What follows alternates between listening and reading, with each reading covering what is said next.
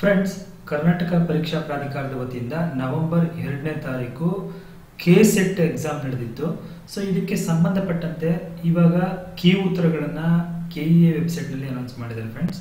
So ಬನ್ನಿ ಈ ಒಂದು ಕೀ ಉತ್ತರಗಳನ್ನು ಯಾವ ರೀತಿ ನೋಡೋದು, ಜೊತೆಗೆ ನೀವೇನಾದರೂ ಕೆಸೆಟ್ಟಲ್ಲಿ ಕೊಟ್ಟಿರುವಂತಹ ಕೀ ಆನ್ಸರ್ಗಳಿಗೆ ಚಾಲೆಂಜಿಂಗ್ ಆನ್ಸರ್ಗಳನ್ನು ನೀವು ಕೆಲವೊಂದು ಆನ್ಸರ್ಗಳನ್ನು ತಪ್ಪು ಅಂತ ನೀವು ಅದನ್ನು ಪ್ರತಿಪಾದಿಸಿ ನಿಮ್ಮ ಒಂದು ಆಕ್ಷೇಪಣೆಗಳನ್ನು ಸಲ್ಲಿಸ್ತೀರಾ ಅಂತ ಹೇಳಿದ್ರೆ ಅದಕ್ಕೆ ಲಿಂಕ್ ಅನ್ನು ಬಿಟ್ಟಿದ್ದಾರೆ.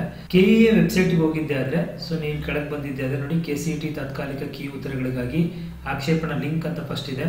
ಸೊ ಎರಡನೇ ಬಂದರೆ ಅರ್ಹತಾ ಪರೀಕ್ಷೆಯ ಕೀ ಉತ್ತರಗಳನ್ನು ಪ್ರಕಟಿಸುವ ಬಗ್ಗೆ ಅಂತಿದೆ, ಮತ್ತೆ ತಾತ್ಕಾಲಿಕ ಕೀ ಉತ್ತರ ಅಂತಿದೆ. ನೀವು ತಾತ್ಕಾಲಿಕ ಕೀ ಉತ್ತರಗಳನ್ನ ನೋಡ್ತೀರಾ ಅಂತ ಹೇಳಿದ್ರೆ ಇದ್ರ ಮೇಲೆ ಕ್ಲಿಕ್ ಮಾಡಿದ್ರೆ ಇಲ್ಲಿ ನಿಮಗೆ ಕೀ ಆನ್ಸರ್ಗಳು ನಿಮ್ಗೆ ಇಲ್ಲಿ ಸಿಗುತ್ತೆ. ಯಾವ ಸಬ್ಜೆಕ್ಟ್ ನಿಮ್ದು ಅಂತ ನೋಡಿಕೊಂಡು ಅದ್ರ ಮೇಲೆ ಕ್ಲಿಕ್ ಮಾಡಿದ್ರೆ, ಸಪೋಸ್ ಸೋಷಿಯಲ್ ವರ್ಕ್ ಏನಾದ್ರು ಬರ್ದಿದ್ರೆ ನೋಡಿ, ಸೋಷಿಯಲ್ ವರ್ಕ್ ಮೇಲೆ ಕ್ಲಿಕ್ ಮಾಡಿದ್ರೆ ಇಲ್ಲಿ ಈ ಒಂದು ಟೆಂಪರರಿ ಕೀ ಆನ್ಸರ್ಗಳು ನಿಮಗೆ ಸಿಗ್ತವೆ. ಅದೇ ರೀತಿ ಸೊ ನೀವು ಕೆಳಗೆ ಬಂದಿದ್ದೆ ಆದರೆ ಜನರಲ್ ಪೇಪರ್ ಇಲ್ಲಿ ಎಲ್ಲರಿಗೂ ಕಾಮನ್ ಇರುತ್ತೆ. ಸೊ ಅದನ್ನ ಕ್ಲಿಕ್ ಮಾಡಿದ್ರೆ ನಿಮಗೆ ಇಲ್ಲಿ ಜನರಲ್ ಪೇಪರ್ದು ನಿಮಗೆ ಕೀ ಆನ್ಸರ್ ಸಿಗುತ್ತೆ. ಅಂದ್ರೆ ಒಟ್ಟು ಈ ಎಕ್ಸಾಮ್ ನಡೆದಿದ್ದು ಬಂದು 300 ಮಾರ್ಕ್ಸ್ಗೆ, ಜನರಲ್ ನಾಲೆಡ್ಜ್ ಬಂದು 100 ಮಾರ್ಕ್ಸ್ ಇತ್ತು, ಮತ್ತೆ ಸಬ್ಜೆಕ್ಟ್ ಪೇಪರ್ ಬಂದು 200 ಮಾರ್ಕ್ಸ್ಗೆ ನಡೆದಿತ್ತು. ಸೊ ಇದು ಒಟ್ಟು 33 ಸಬ್ಜೆಕ್ಟ್ಗಳಲ್ಲಿ ಈ ಒಂದು ಕೆಸೆಟ್ ಅನ್ನ ಕಂಡಕ್ಟ್ ಮಾಡಲಾಗಿತ್ತು. 316 ಸೆಂಟರ್ಗಳಲ್ಲಿ ಈ ಒಂದು ಕೆಸೆಟ್ ಎಕ್ಸಾಮ್ ನಡೆದಿತ್ತು ಸ್ನೇಹಿತರೆ. ಸೊ ಇದಕ್ಕೆ ಯಾವುದೇ ತರಹದ ನೆಗೆಟಿವ್ ಮಾರ್ಕಿಂಗು ಇರಲಿಲ್ಲ ಆಕ್ಚುಲಿ. ಇಲ್ಲಿ ಅದ್ರ ಬಗ್ಗೆ ಒಂದು ಪ್ರಕಟಣೆಯನ್ನ ಕೊಟ್ಟಿದ್ದಾರೆ, ನೀವು ನೋಡ್ಬೋದು ಇಲ್ಲಿ. ಸೊ ಈ ಒಂದು ಏನು ಕೆಸೆಟ್ ಅಂದ್ರೆ ಸಹಾಯಕ ಪ್ರಾಧ್ಯಾಪಕರ ಅರ್ಹತಾ ಪರೀಕ್ಷೆ, ಇದಕ್ಕೆ ಸಂಬಂಧಪಟ್ಟಂತೆ ನಾವು 2ನೇ ತಾರೀಕು ನಡೆಸಿದ್ವಿ. ಕೀ ಉತ್ತರಗಳನ್ನ ವೆಬ್ಸೈಟ್ ಅಲ್ಲಿ 4ನೇ ತಾರೀಕು ಪ್ರಕಟಿಸಲಾಗುತ್ತೆ. ಆಕ್ಷೇಪಣೆಗಳಿದ್ರೆ ನೀವು ಈ ಒಂದು ವೆಬ್ಸೈಟ್ಗೆ ಇಲ್ಲಿ ಲಿಂಕ್ ಇದೆಯಲ್ಲ, ಇಲ್ಲಿ ಹೋಗಿ ನೀವು ಆಕ್ಷೇಪಣೆಯನ್ನು ಸಲ್ಲಿಸಿ ಅಂತ ಹೇಳಿದ್ದಾರೆ ಸ್ನೇಹಿತರೆ. ಸೊ ಇಲ್ಲಿ ಸಬ್ಜೆಕ್ಟ್ ಕೋಡ್ಗಳು ಎಲ್ಲವನ್ನು ಮೆನ್ಷನ್ ಮಾಡಿದ್ದಾರೆ.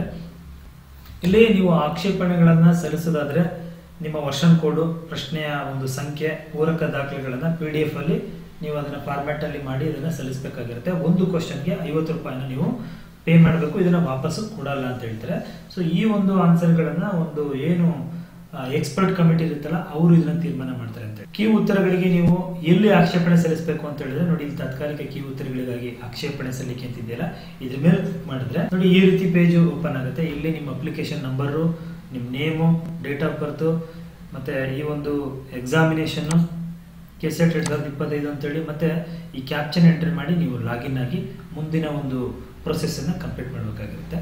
ಸೊ ಫ್ರೆಂಡ್ಸ್, ನೋಡಿದ್ರಲ್ಲ, ಇದು ಕೆಇಎ ವತಿಯಿಂದ ನಡೆದಂತ ಕೆಸೆಟ್ಗೆ ಸಂಬಂಧಪಟ್ಟಂತ ಒಂದು ಕೀ ಉತ್ತರಗಳನ್ನ ಪ್ರಕಟ ಮಾಡಿರೋದಕ್ಕೆ ಸಂಬಂಧಪಟ್ಟಂತ ಸಂಪೂರ್ಣ ಮಾಹಿತಿ.